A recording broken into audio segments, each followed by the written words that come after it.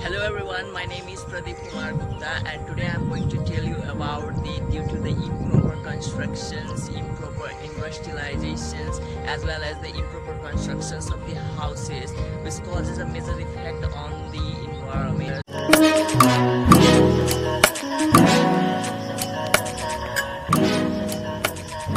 So as you can see behind me, there are so many constructions going on.